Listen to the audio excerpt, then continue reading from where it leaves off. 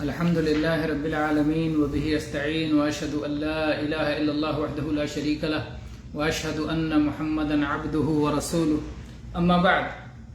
قال شيخ الإسلام محمد بن عبد الوهاب رحمه الله: فدليل الشهادة قوله تعالى: شهد الله أنه لا إله إلا هو والملائكة وأولو العلم قائما بالقسط لا إله إلا هو العزيز الحكيم. ومعناها لا معبود بحق إلا الله، لا إله نافيا جميع ما يعبد من دون الله إلا الله، مثبتا العبادة له وحده لا شريك له في عبادته كما أنه ليس له شريك في ملكه.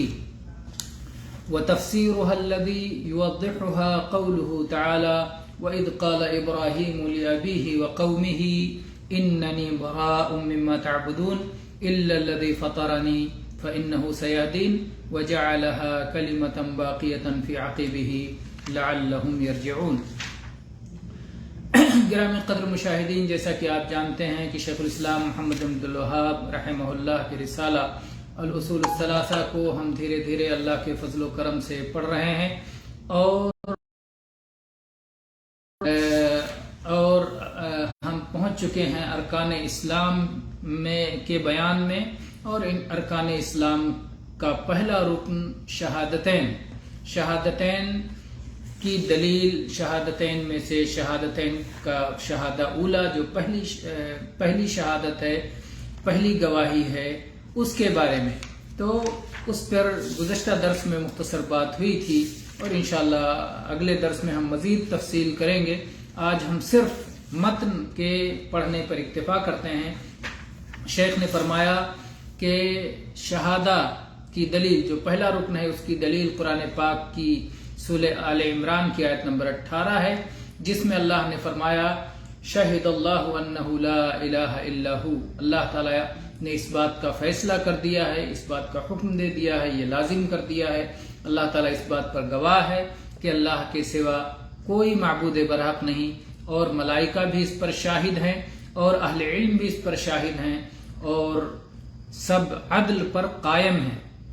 اللہ تعالی پوری طرح سے عدل پر قائم ہے، اور اللہ کے سوا کوئی بھی عبادت کا مستحق نہیں ہے. وہ زبردست اور حکمت والا ہے.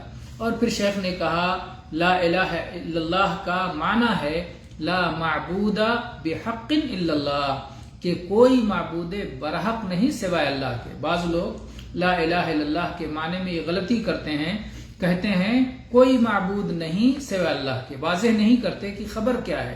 کوئی معبود نہیں یعنی کوئی معبود موجود نہیں، یا کوئی معبود حقیقی برحق نہیں، تو کہہ دیتے ہیں کوئی معبود نہیں اللہ کے سوا، یعنی ہر معبود گویا اللہ ہی ہے. تو وجود کی اگر بات کی جائے تو بات غلط ہو جائے گی، کیونکہ اللہ کے سوا معبود پائے جاتے ہیں. انشاءاللہ اس پہ ہم تفصیل کریں گے اگلے درس میں. ابھی صرف یہ بتائیں کہ شیخ نے کہا، اور اس کا معنی ہے لا معبود بحق الا اللہ، اللہ کے سوا کوئی معبود برحق نہیں. لا الہ کے ذریعے سے ان تمام معبودوں کی نفی کی جاتی ہے جن کی اللہ کے سوا عبادت کی جا رہی ہے، اور الا اللہ کے ذریعے سے اللہ وحدہ لا شریک کے لیے عبادت کا اقرار کیا جاتا ہے، عبادت کا اثبات کیا جاتا ہے. اللہ تعالیٰ اپنی عبادت میں بھی کوئی شریک، اللہ کی عبادت میں بھی کوئی شریک نہیں، جیسا کہ اللہ کی سلطنت اور اللہ کے ملک میں اس کا کوئی شریک نہیں. تو اللہ تعالیٰ تنہا اس کائنات کا مالک ہے، اور اللہ تعالیٰ تنہا اس کائنات میں لائق عبادت ہے. اور پھر شیخ نے فرمایا کہ اس تفسیر کی وضاحت سورہ زخرف کی آیت نمبر 26 سے 28 تک سے بھی ہوتی ہے، جس میں ابراہیم علیہ السلام کا تذکرہ ہے. اللہ تعالیٰ نے فرمایا وَإِذْ قَالَ إِبْرَاهِيمُ لِأَبِيهِ وَقَوْمِهِ، جب ابراہیم علیہ السلام نے اپنے والد اور اپنی قوم سے کہا اِنَّنِي بَرَاءٌ مِّمَّا تَعْبُدُونَ، میں بری ہوں اس سے جس کی تم عبادت کرتے ہو، إِلَّا الَّذِي فَطَرَنِي، سوائے اس اللہ کے جس نے مجھے پیدا کیا ہے. یعنی اللہ کی عبادت کو تسلیم کرتا ہوں اکیلے اسی کی، باقی سب سے سب کی عبادت کا انکار کرتا ہوں. تو یہی لا الہ الا اللہ ہے کہ لا الہ کے ذریعے سب کی عبادت کا انکار کیا جائے، کوئی مستحق عبادت نہیں، اللہ کے لیے اللہ کے مستحق عبادت ہونے کو ثابت کیا جائے. فإنہ سیہدی. ٹھیک ہے، ایک بھائی جڑنا چاہتے ہیں، ہم انہیں موقع دیتے ہیں اگر وہ جڑ سکتے ہیں. آئیے.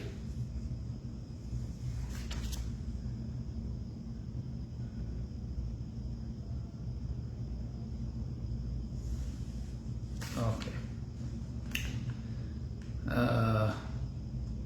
ٹھیک، آج کے درس میں ہم اسی پر اکتفا کرتے ہیں. انشاءاللہ اگلے درس میں اس کی مزید وضاحت ہوگی. واللہ تعالی عالم. الحمدللہ رب العالمین، صلی اللہ علیہ نبینا وسلم.